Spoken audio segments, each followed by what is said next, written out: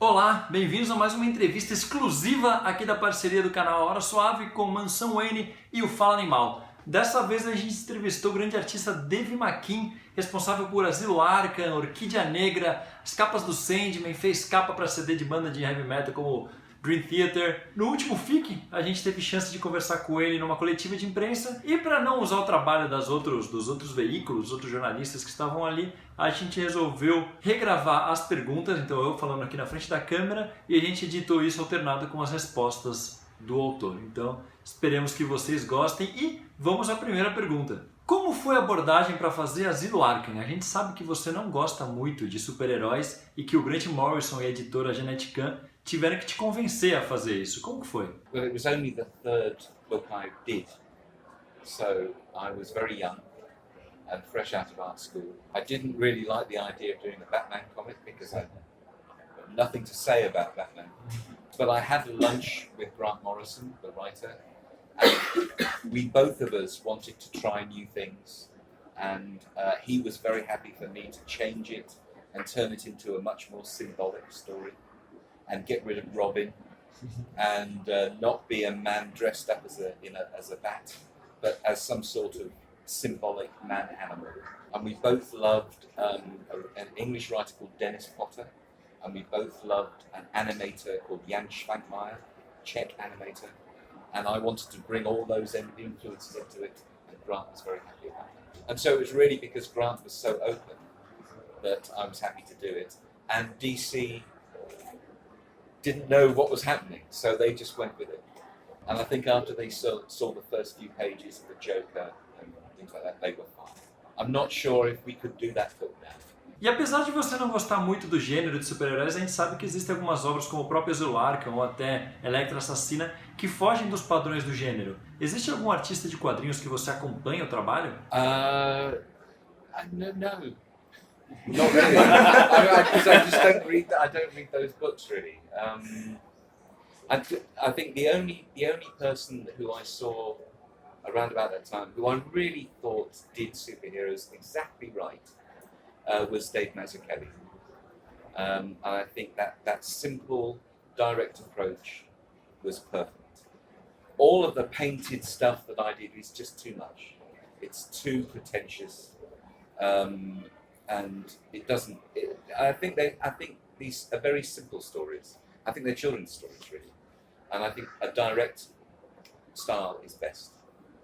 So I think Dave did it right, and I'm happy never to do it again. Além de quadrinhos, você fez alguns outros trabalhos de destaque, como é o caso da capa de um CD do Dream Theater. Como foi isso?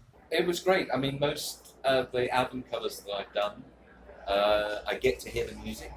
So it's wonderful just spending a day or 2 days absorbing the music and reacting to it and making something that I would not normally have done that day. Some bands and musicians just leave me alone and I just get on and do it.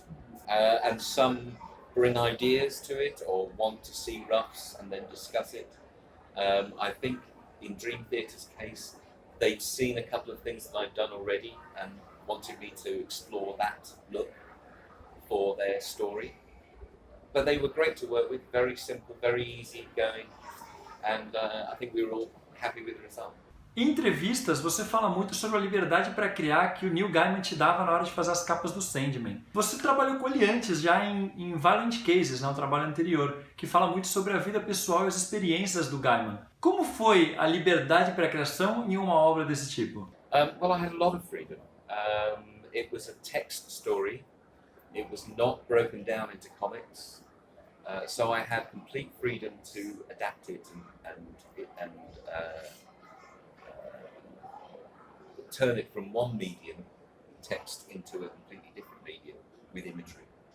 And with the other books that we've done together, Mr. Punch, I reordered it and went back to Neil with a suggestion of how it could be reordered. Originally, all of the murders were all together, and I thought they should be spaced out as a spine.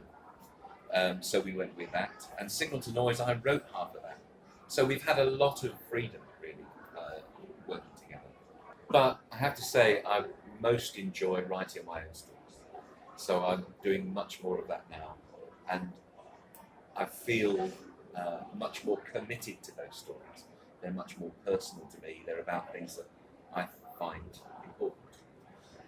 So that's the ultimate freedom, really, where I can think of something, and unlike a film, I don't need a budget and a crew. I can just wake up and start.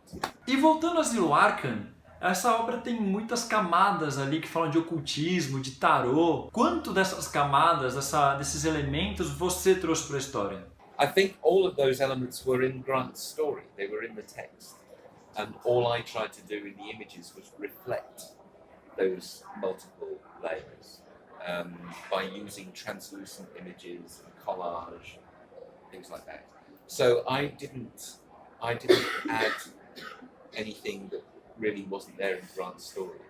I think my problem with Arkham is that it has all of these layers and it has all of these literary ideas, but it's on the foundation of a man dressed as a bat. And that's why I think I have a problem with that. Eu queria fazer uma última pergunta. Is this about Arkham Asylum? No.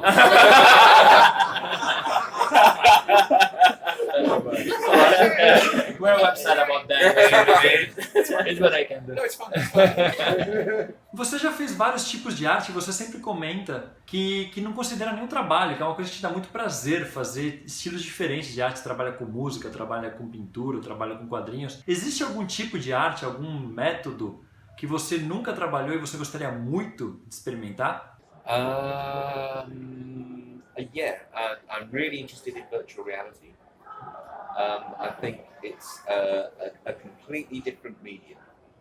It's not storytelling.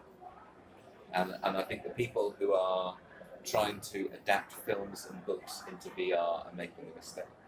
It's a completely exploratory, different medium. And I think it's inevitably going to be an important part of the future. So if I was an art student now, I would be looking at VR as to where the culture is going and a place to really tell and explore interesting ideas. Okay. Eu gostaria de agradecer ao Dave McKean, em primeiro lugar, por ceder a entrevista, a organização do FIC, que foi muito legal com a gente e abriu esse espaço, e, claro, a vocês que estão aí nos assistindo e prestigiando o nosso trabalho. Assina aí o canal, dá joinha, compartilha esse vídeo com a galera e entra lá no Mansão Wayne se você gosta de Asilo Arkham, né? Essa obra aqui, o Dave McKean. Parece que não gosta tanto? Entra lá no mansãowayne.com.br, a gente chegou a gravar um podcast sobre esse programa e um monte de outras coisas relacionadas ao universo do Homem-Morcego. Então, muito obrigado e até a próxima!